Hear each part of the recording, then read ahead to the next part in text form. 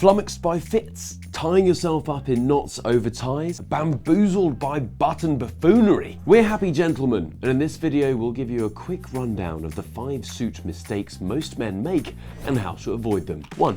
Fit. Fit is a positive descriptor across many aspects of life. Ask any Brits and they will tell you there is a difference between fit, a good fit, and well fit. And fit is just as important in clothing, especially suits. Now, before you get your pants in a twist, let's go through a few essential checks, starting with trousers. First things first, ensure that your trousers sit at your natural waist, which is approximately 3 fingers below the belly button. You want them to fit comfortably, no bulging, but snug enough to stay up on their own. Suit trousers don't usually have belt loops, so forget about belts and opt for a sidebar or braces if you experience a fluctuating waistline. And now, let's talk about the break. We're not talking quarterbacks or coffee breaks here. When we refer to the break in suit tailoring, we mean where the trouser leg ends. There are various types of breaks to choose from, but we generally recommend a no break or quarter break style, around 1 to 1.5 centimeters or 0.25 to 0.5 inches. This avoids the dreaded bunching of material when you stand. Moving on to jacket details. Pay attention to where the jacket sits on your wrist. Ideally, it should be around 3 fingers above or below the wrist, but we suggest aiming for 1 to 1.5 centimeters or 0.25 to 0.5 inches above the wrist for a modern and stylish look. Raising your arms shouldn't immediately start raising the body of the jacket. If this happens, you'll want to look for a jacket with higher and smaller armholes, but not uncomfortably tight. Now, let's check out some other jacket checkpoints. The hang check, the wall bump, the arm raise, and the crisscross check. You're wanting to make sure there is no straining or bunching of fabrics and that it skims the silhouette without drowning you. Whilst Kate Bush, Bohemian Rhapsody and Top Gun may have had a resurgence recently, it's not the 80s, so we're not looking for shoulder pads like a hockey goalie. But there shouldn't be bunching of the roping before the shoulder hits the wall, and the shoulders should not touch the wall before the roping. 2.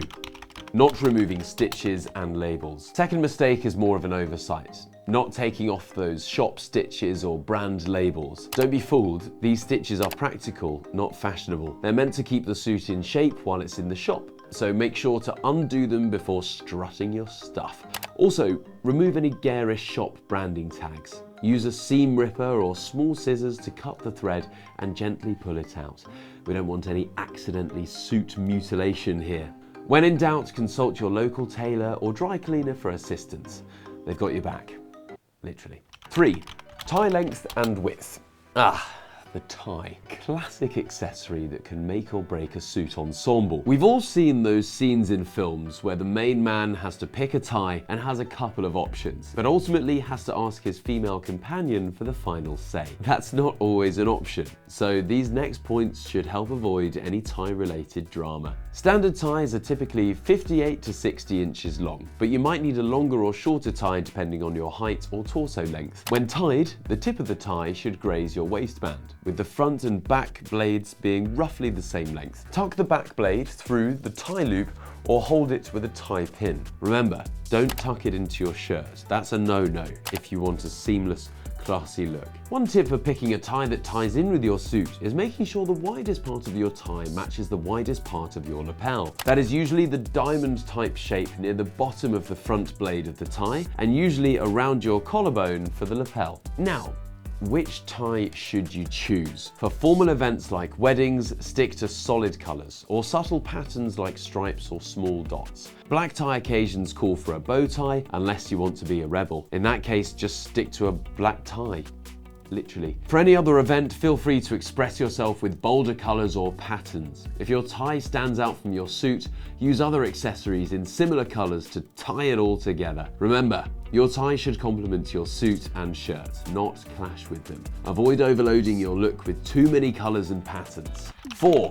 Shoes colour matching. Colour matching is a good way to make sure we're a step closer to sartorial success. When it comes to colour matching suits and shoes, there are a few key principles to keep in mind. First off, Classic black and brown leather shoes are your best friends. They're versatile, timeless, and you can complement most suit colours like the Swiss Army knives of footwear. Black shoes exude sophistication and pair effortlessly with charcoal grey, navy and black suits. On the other hand, brown shoes add warmth and pair beautifully with earthy tones like tan, brown and olive suits. If black and brown are a little too boring for your taste but you still want a more formal classic style, you might see red, or more specifically burgundy or oxblood. A rich burgundy shoe can add a touch of elegance to a navy or grey suit. A deep oxblood shoe can make a statement when paired with a lighter grey or even a tweed suit. Just remember, the key is to create a harmonious contrast that enhances your overall ensemble. As a general rule, darker suits, such as navy and charcoal grey suits, you have more flexibility. Dark brown and black shoes work seamlessly, but you can also experiment with deep shades like burgundy, or even a shade of blue that complements your suit's undertones. In the same vein, lighter suits call for lighter shoes, such as tan or light brown shoes. Keep this in mind when attending more smart casual gatherings, like a summer wedding, as it gives you the opportunity to play with bolder colours. Remember, gentlemen, to put your best foot forward with shoe-suit colour matching, you need to strike a balance between complementing and contrasting.